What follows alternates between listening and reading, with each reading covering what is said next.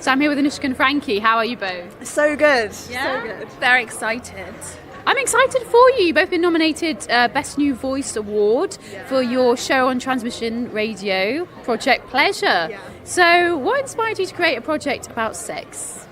Oh God. So I personally did a degree in the history of sex and sexuality. So I've always kind of thought, if and when I work in the media, it would be amazing to do something with that.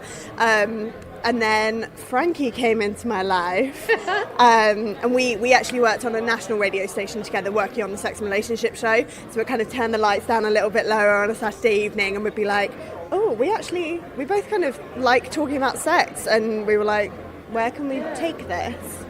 Yeah, and it was kind of like opening up those conversations to people and letting them know that it was okay. I think one of my biggest things is that we want to have a representation for people, so they know that they can identify with us, they can identify with our guests, and know that the way they feel and the sex they want to have is normal, it's okay, it doesn't have to be heteronormative.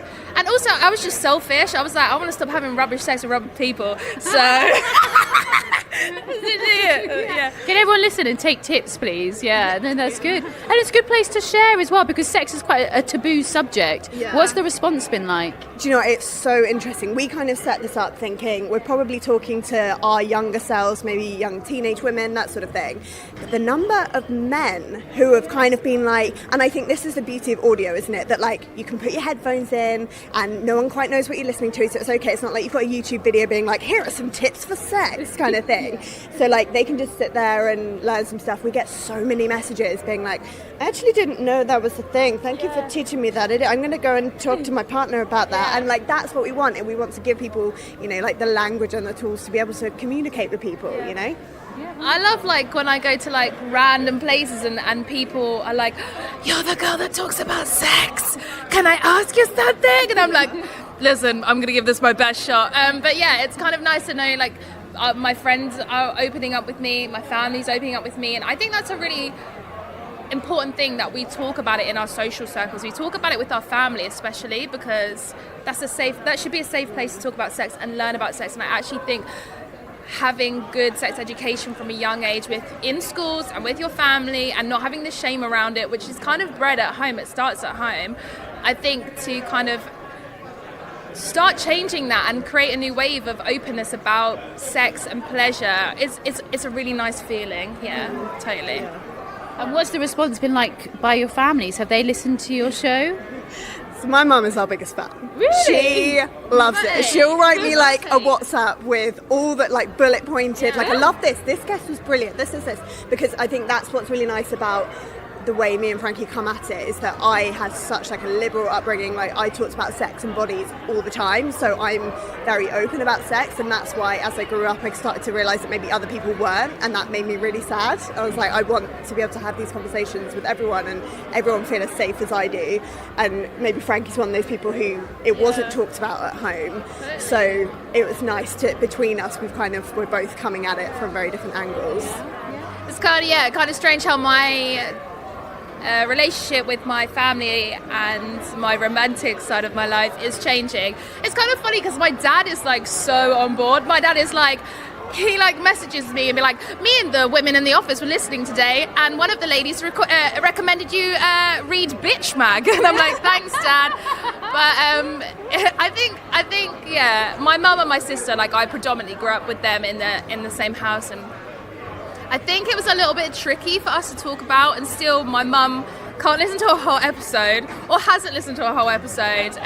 She's still super supportive, like she posts everything, but I think maybe it's a little bit too close to home for her still. But the conversations that we have now about our relationships and our sexual relationships are a lot more open, but I just think the podcast is maybe a bit too full on for her just yet. My sister, she's always asked me questions now. I gave her some condoms the other day and she gave me feedback on them, so stuff like that.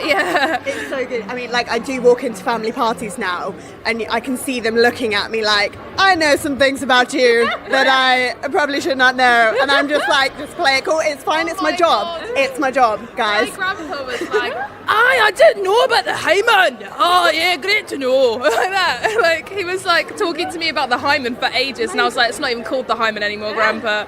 So you need to brush up there, don't you? But yeah, it was good. Yeah, I can't imagine my parents knowing about my sex life. That's something. So kudos to both of you. Finally, being young women and creating such a bold show in the, let's face it, a male-dominated industry. How does it feel?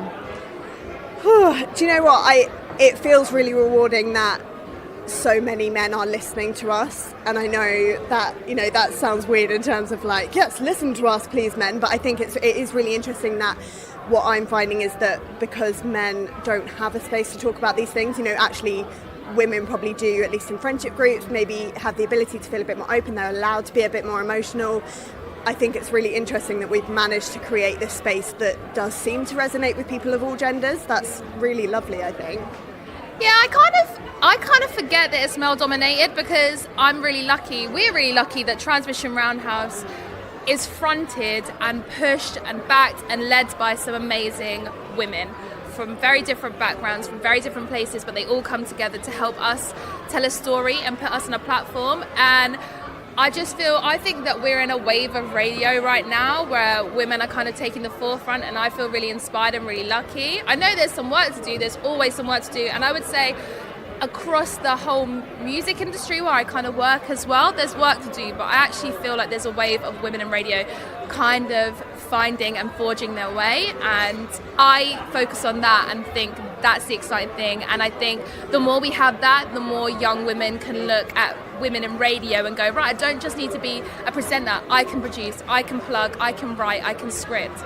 And that for me is what Project Pleasure is about, is putting ourselves out there and letting other people know what they can create and who they can be. So that's really exciting for me. Yeah, definitely. Not only are you creating a safe space for people to talk about and learn from, but you're inspiring the future generations. So it's been a pleasure to talk to you both. Thank you so much.